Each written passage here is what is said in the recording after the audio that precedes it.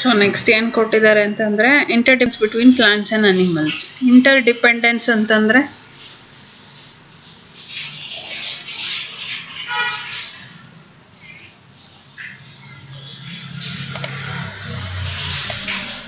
Animals ಮೇಲೆ. Interdependence between ಅಂತಂದರೆ plants animal ಮೇಲೆ ಡಿಪೆಂಡ್ ಆಗೋದು, ಅನಿಮಲ್ ಪ್ಲಾಂಟ್ಸ್ ಮೇಲೆ ಡಿಪೆಂಡ್ ಆಗೋದು. So plants and animals depend on each other for food and shelter. ತಿನ್ನೋದಕ್ಕೆ ಮತ್ತು ಹೌದು, ಅದು ಎರಡು ರೀಸನ್ಗೋಸ್ಕರನೇ ಪ್ಲಾಂಟ್ಸು ಅನಿಮಲ್ಸ್ ಮೇಲೆ ಡಿಪೆಂಡ್ ಆಗೋದು, ಅನಿಮಲ್ಸ್ ಪ್ಲಾಂಟ್ಸ್ ಮೇಲೆ ಡಿಪೆಂಡ್ ಆಗೋದು ಅಲ್ವಾ. So plants provide food to animals, ಕರೆಕ್ಟಾ? ಎಷ್ಟೊಂದು ಇವಾಗ ಹರ್ಬಿವರಸ್ ಪ್ಲಾಂಟ್ಸ್ ಎಲ್ಲನೂ ಅನಿಮಲ್ಸ್ ಆ್ಯಕ್ಚುಲಿ ಆ ಪ್ಲಾಂಟ್ಸ್ನೇ ತಿನ್ನೋದಲ್ವ ಫುಡ್ಡಾಗೆ. ಇವಾಗ ನಾವೂ ಎಷ್ಟೊಂದು ಪ್ಲಾಂಟ್ಸ್ ಎಲ್ಲ ತಿಂತೀವಲ್ವ, ಅಂದರೆ ಸೊಪ್ಪು, ತರಕಾರಿ. They also give out oxygen. Plants ಬಂದು ರಿಲೀಸ್ ಮಾಡೋದು oxygen. Animals use this oxygen to breathe. ನಮ್ಮ ಥರನೇ ಅನಿಮಲ್ಸ್ ಕೂಡ ಆಕ್ಸಿಜನ್ನ ಉಸಿರಾಡೋದಕ್ಕೆ ತಗೊಳುತ್ತೆ. Animals breathe out carbon dioxide, that's plants use for photosynthesis. Animals ನಮ್ಮ ಹಾಗೇನೆ ಕಾರ್ಬನ್ ಡೈಆಕ್ಸೈಡ್ನ ರಿಲೀಸ್ ಮಾಡ್ತೀವಿ. ಇವಾಗ ನಾವೂ ಬ್ರೀತ್ ಔಟ್ ಮಾಡೋದು ಕಾರ್ಬನ್ ಡೈಆಕ್ಸೈಡ್ ಅಲ್ವಾ. ಅದೇ ಥರನೇ ಅನಿಮಲ್ಸು ಆಕ್ಸಿಜನ್ನ ಒಳಗೆ ತಗೊಳುತ್ತೆ, ಕಾರ್ಬನ್ ಡೈಆಕ್ಸೈಡ್ನ ಹೊರಗೆ ಬಿಡುತ್ತೆ. ಆ ಹೊರಗೆ ಬಿಡೋ ಆಕ್ಸಿಜನ್ ಬಂದು ಕಾರ್ಬನ್ ಡೈಆಕ್ಸೈಡ್ನ ಪ್ಲಾಂಟ್ಸ್ ಯೂಸ್ ಮಾಡ್ಕೊಳ್ಳುತ್ತೆ, ಅದ್ರ ಫೋಟೋಸಿಂಥಸಿಸ್ ಪ್ರೋಸೆಸ್ಗೋಸ್ಕರ. So plants also need animals for many other things such as pollination and seed dispersal. So ಇವಾಗ ಅನಿಮಲ್ಸ್ಗೆ ಪ್ಲಾಂಟ್ಸ್ ಅಂದರೆ ಮುಖ್ಯ ಅಲ್ವಾ, ಊಟಕ್ಕೆ ಮತ್ತು ಇವಾಗ ಉಸಿರಾಡೋದಕ್ಕೆಲ್ಲ ಬೇಕು. ಇವಾಗ ಅದೇ ಥರ ಪ್ಲಾಂಟ್ಸಿಗೂ ಅನಿಮಲ್ಸ್ ಅಂದರೆ ಮುಖ್ಯ. ಯಾಕೆ ಅಂತಂದರೆ ಪಾಲಿನೇಷನ್ ಅಂತಂದರೆ ಇವಾಗ ಹೊಸ ಫ್ಲವರ್ ಎಲ್ಲ ಉಟ್ಕೊಳ್ಳುತ್ತಲ್ವ ಪ್ಲ್ಯಾಂಟ್ಸಲ್ಲೆಲ್ಲ. ಇವಾಗ ಹನಿ ಬೀ ಫ್ಲವರ್ಸಲ್ಲೆಲ್ಲ ಹನಿ ಬೀ ಬಂದು ಹನಿ ನೆಕ್ಟರ್ ಕುಡಿಯುತ್ತೆ ಅಂತ ಅಂತಾರೆ, ಗೊತ್ತಾ? ಫ್ಲವರ್ಸ್ ಮೇಲೆಲ್ಲ ಕೂತಿರುತ್ತಲ್ಲ. ಸೊ ಅದು ಪಾಲಿನೇಷನ್ ಮಾಡೋದು, ಸರಿನಾ? ಇಲ್ಲಿಂದ ಬಂದು ನೆಕ್ಟರ್ ಕುಡ್ಕೊಂಡು ಹೋಗುತ್ತಲ್ವಾ, ಅದು ಪ್ರಾಸೆಸ್ ಆ್ಯಕ್ಚುಲಿ ದೊಡ್ಡದು.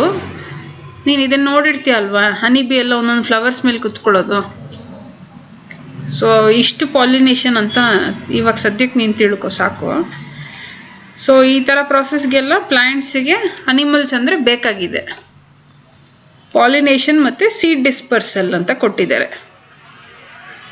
ಡಿಸ್ಪರ್ಸಲ್ ಅಂತಂದರೆ ಏನು ಅಂತ ಗೊತ್ತಿದೆಯಾ? ಒಂದು ನಿಮಿಷ ಇರು.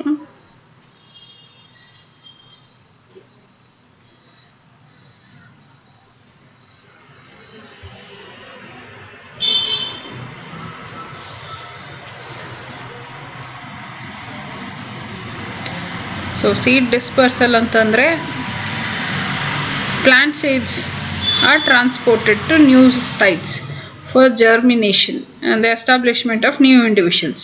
ಇವಾಗ ಒಂದು ಗಿಡ ಬೆಳೀತಾ ಇರುತ್ತೆ, ಓಕೆ,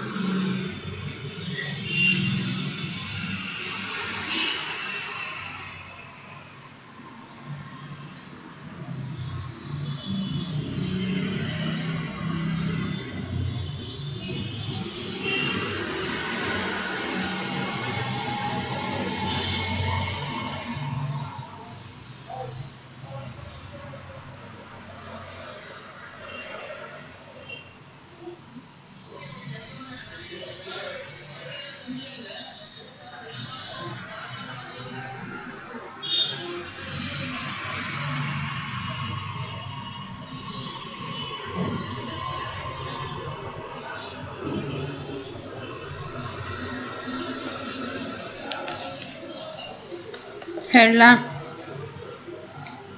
ಸೊ ಸೀಡ್ ಡಿಸ್ಪರ್ಸಲ್ ಅಂತಂದರೆ ಇವಾಗ ಒಂದು ಜಾಗದಲ್ಲಿ ಗಿಡ ಬೆಳೆದಿರುತ್ತೆ, ಒಂದು ಚೆನ್ನಾಗಿ ಬೆಳೆದಿರೋ ಗಿಡನ ನಾವು ತೊಗೊಂಡೋಗಿ ಮತ್ತೆ ಇನ್ನೊಂದು ಚಿಕ್ಕ ಚಿಕ್ಕ ಪಾಟಲ್ಲೆಲ್ಲ ಇಡ್ತೀವಲ್ಲ ಸ್ವಲ್ಪ ಸ್ವಲ್ಪ.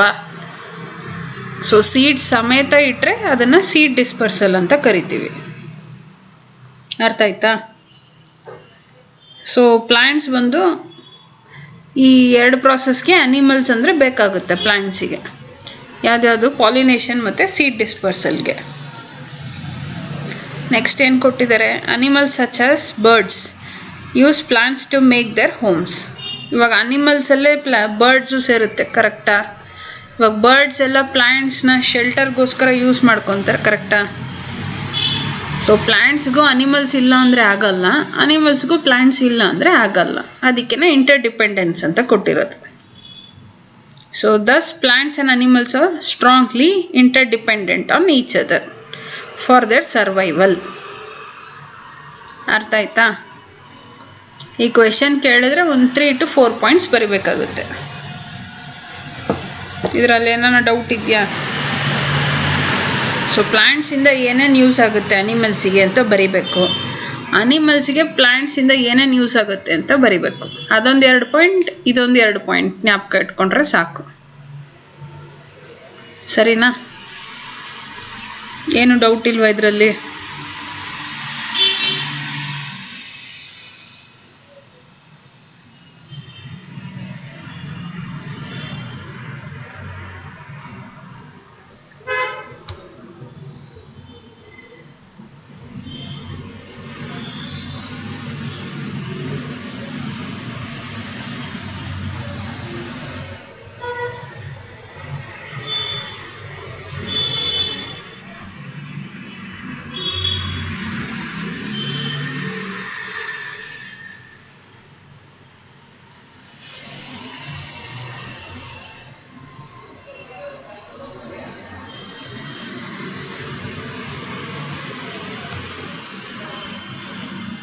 ಕೇಳಿಸ್ತಾ ಇದೆಯಾ?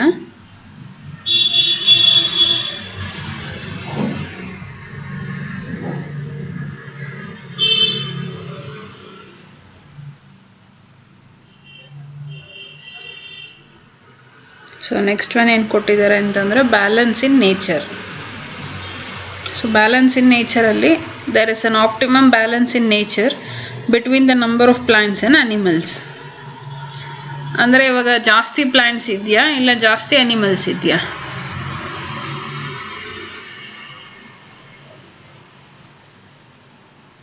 ಅಟ್ ಪ್ರೆಸೆಂಟ್ ಪ್ಲಾಂಟ್ಸ್ ಜಾಸ್ತಿ ಇದೆ, ಹೋಗ್ತಾ ಹೋಗ್ತಾ ಆದರೆ ಸ್ಟಾರ್ಟಿಂಗಲ್ಲಿ ಅನಿಮಲ್ಸು ಜಾಸ್ತಿ ಇತ್ತು ಅಲ್ವಾ? ಇವಾಗ ಅನಿಮಲ್ಸು ಕಡಿಮೆ ಆಗ್ತಾ ಬರ್ತಾ ಇದೆ. ಇವಾಗ ಆಲ್ರೆಡಿ ಪ್ಲಾಂಟ್ಸು ಕಡಿಮೆ ಆಗಿದೆ, ಇನ್ನೊಂದು ಸ್ವಲ್ಪ ವರ್ಷದಲ್ಲಿ ತೀರಾ ಕಡಿಮೆ ಆಗಿಬಿಡುತ್ತೆ. ಸೊ ಆ್ಯಕ್ಚುಲಿ ಬ್ಯಾಲೆನ್ಸ್ ಇರಬೇಕು ನೇಚರಲ್ಲಿ. ಪ್ಲ್ಯಾಂಟ್ಸ್ ಎಷ್ಟಿದೆಯೋ ಅಷ್ಟೇ ಅನಿಮಲ್ಸು ಇದ್ದರೆ ಸೊ ಎಲ್ಲರಿಗೂ ಒಳ್ಳೆಯದೇನೆ ಅಲ್ವಾ? ಸೊ ಅದನ್ನೇ ಹೇಳ್ತಿದ್ದಾರೆ, ನೇಚರಲ್ಲಿ ಆ್ಯಕ್ಚುಲಿ ಬ್ಯಾಲೆನ್ಸ್ ಇರಬೇಕು, ನಂಬರ್ ಆಫ್ ಪ್ಲ್ಯಾಂಟ್ಸ್ ಮತ್ತು number of animals. We know that plants and animals are interdependent on each other for survival. ಮೇಲ್ಗಡೆ ನಾವು ಇವಾಗ ಓದಿದ್ದೀವಲ್ವಾ, ಪ್ಲ್ಯಾಂಟ್ಸಿಗೆ ಅನಿಮಲ್ಸ್ ಇಲ್ಲ ಅಂದರೆ ಆಗಲ್ಲ, ಅನಿಮಲ್ಸಿಗೆ ಪ್ಲ್ಯಾಂಟ್ಸ್ ಇಲ್ಲ ಅಂದರೆ ಆಗೋದಿಲ್ಲ. So if the number of plants suddenly increases, then the carbon dioxide breathed out by the animals would not be sufficient for the plants to make food. So ಇವಾಗ ಫಾರ್ ಎಕ್ಸಾಂಪಲ್ ಬ್ಯಾಲೆನ್ಸ್ ಇರಬೇಕು ಅಂತ ಹೇಳಿದ್ದೆ ಅಲ್ವಾ? ಇವಾಗ ಸಡನ್ನಾಗಿ plants ಜಾಸ್ತಿ ಆಗಿಬಿಟ್ರೆ ಅನಿಮಲ್ಸಿಗೆ ಕಷ್ಟ ಆಗುತ್ತೆ ಅಲ್ವಾ? ಯಾಕೆ ಕಷ್ಟ ಆಗುತ್ತೆ?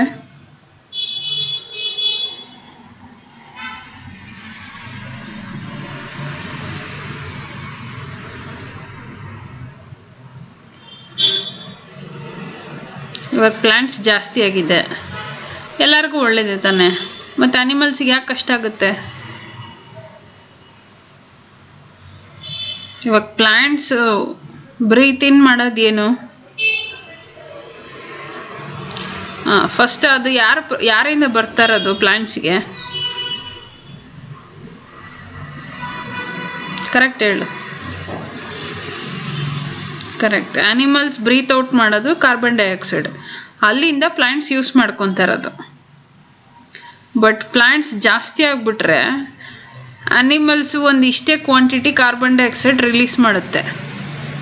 ಅದು ಒಂದು ಇಷ್ಟು ಪ್ಲ್ಯಾಂಟ್ಸಿಗೆ ಅಷ್ಟೇ ಆಗೋದು. ಅದೇ ಜಾಸ್ತಿ ಪ್ಲ್ಯಾಂಟ್ಸ್ ಆಗಿಬಿಟ್ರೆ ಪ್ಲ್ಯಾಂಟ್ಸಿಗೆ ಫೋಟೋಸಿಂಥೆಸಿಸ್ಗೆಲ್ಲ ಕಷ್ಟ ಆಗುತ್ತೆ. ಕರೆಕ್ಟಾ?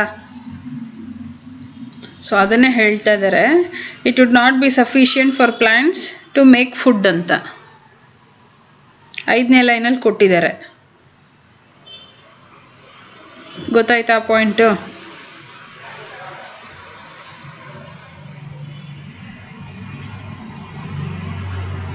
ನಾನು ಯಾವ ಪಾಯಿಂಟ್ ಓದ್ತಾ ಇದ್ದೆ ಇವಾಗ?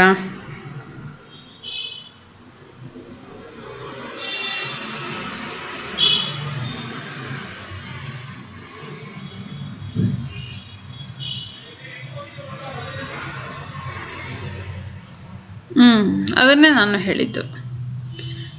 ಪ್ಲ್ಯಾಂಟ್ಸ್ ಇನ್ಕ್ರೀಸ್ ಆಗಿಬಿಟ್ರೆ ಸಡನ್ನಾಗೆ ಅನಿಮಲ್ಸ್ ಬ್ರೀತ್ ಔಟ್ ಮಾಡೋದೇ ಪ್ಲ್ಯಾಂಟ್ಸ್ ಬ್ರೀತ್ ಇನ್ ಮಾಡೋದು.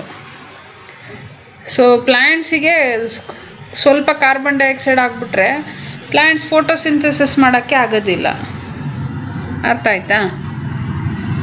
Similarly, if the number of animals suddenly increases, plants may not be able to provide sufficient amount of oxygen to all the animals. So ಇದೇ ಥರ animals ಜಾಸ್ತಿ ಆಗಿಬಿಟ್ರೆ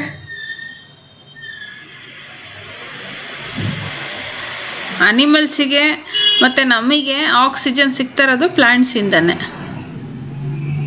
so in case animals ಜಾಸ್ತಿ ಆಗಿಬಿಟ್ರೆ ಇವಾಗ ಒಂದು ಸ್ವಲ್ಪ ಆಕ್ಸಿಜನ್ ಬರ್ತಾ ಇರುತ್ತೆ ಅಂತ ಅನ್ಕೋ, ಅದು ಜಾಸ್ತಿ ಅನಿಮಲ್ಸಿಗೆ ಹೆಂಗೆ ಸಾಕಾಗುತ್ತೆ? ಅದನ್ನೇ ಒಂದು ಜಾಸ್ತಿ ಪ್ಲ್ಯಾಂಟ್ಸ್ ಕಮ್ಮಿ ಅನಿಮಲ್ಸ್ ಅದು ಆಗಲ್ಲ, ಜಾಸ್ತಿ ಅನಿಮಲ್ಸ್ ಕಮ್ಮಿ ಪ್ಲ್ಯಾಂಟ್ಸ್ ಅದೂ ಆಗಲ್ಲ. ಇಬ್ಬರು ಕರೆಕ್ಟಾಗಿ ಬ್ಯಾಲೆನ್ಸ್ ಆಗಿದ್ರೇ ಎಲ್ಲರಿಗೂ ಒಳ್ಳೆಯದು. ಅರ್ಥ ಆಯ್ತಾ? Hence a sudden increase or decrease in the number of plants or animals can create a threat to the survival of either of them. ಒಂದು ಜಾಸ್ತಿ ಆದರೂ ಇನ್ನೊಬ್ರಿಗೆ ಕಷ್ಟ ಆಗುತ್ತೆ. ಪ್ಲ್ಯಾಂಟ್ಸ್ ಜಾಸ್ತಿ ಆದರೆ ಅನಿಮಲ್ಸಿಗೆ ಕಷ್ಟ ಆಗುತ್ತೆ, ಅನಿಮಲ್ಸ್ ಜಾಸ್ತಿ ಆದರೆ ಪ್ಲ್ಯಾಂಟ್ಸಿಗೆ ಕಷ್ಟ ಆಗುತ್ತೆ. ಸೊ ಬ್ಯಾಲೆನ್ಸಾಗಿ ಇರಬೇಕು. ಇದು ಎಷ್ಟಿದೆಯೋ ಅದು ಅಷ್ಟೇ ಇದ್ರೇ ಇಬ್ರಿಗೂ ಒಳ್ಳೆಯದು. ಒಬ್ರು ಜಾಸ್ತಿ ಆದ್ರೂ ಇನ್ನೊಬ್ರಿಗೆ ಕಷ್ಟ ಆಗುತ್ತೆ. ಅದರಿಂದ ಬರೀ ಅವ್ರಿಗೆ ಮಾತ್ರ ಅಲ್ಲ, this would disturb the balance in ನೇಚರಲ್ಲೇ ಬ್ಯಾಲೆನ್ಸ್ ತಪ್ಪೋದ್ರೆ ಕಷ್ಟ ಆಗೋಗುತ್ತೆ ಅಂತ ಹೇಳ್ತಾ ಇದ್ದಾರೆ. Sometimes human activities such as cutting of trees, construction and mining disturb the balance in nature.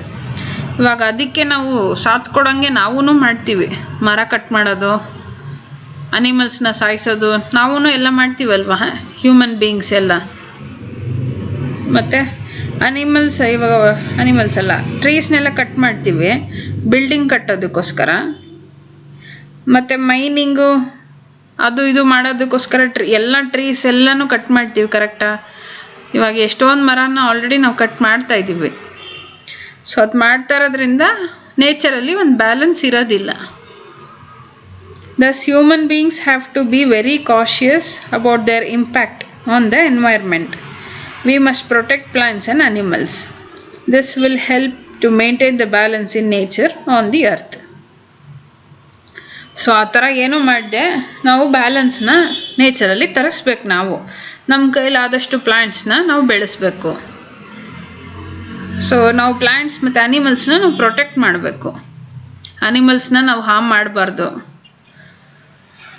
So ಆ ಥರ ಎಲ್ಲ ನಾವು ಪ್ರೊಟೆಕ್ಟ್ ಮಾಡಿದ್ರೆ ಭೂಮಿ ಮೇಲೆ ನಾವು ನೇಚರಲ್ಲಿ ಬ್ಯಾಲೆನ್ಸ್ನ ತರಿಸ್ಬೋದು. ಅರ್ಥ ಆಗಿದೆಯಾ? ಈ ಚಾಪ್ಟರ್ ಕರೆಕ್ಟಾಗಿ ಇಲ್ಲಿಗೆ ಮುಗ್ದೋಗಿದೆ.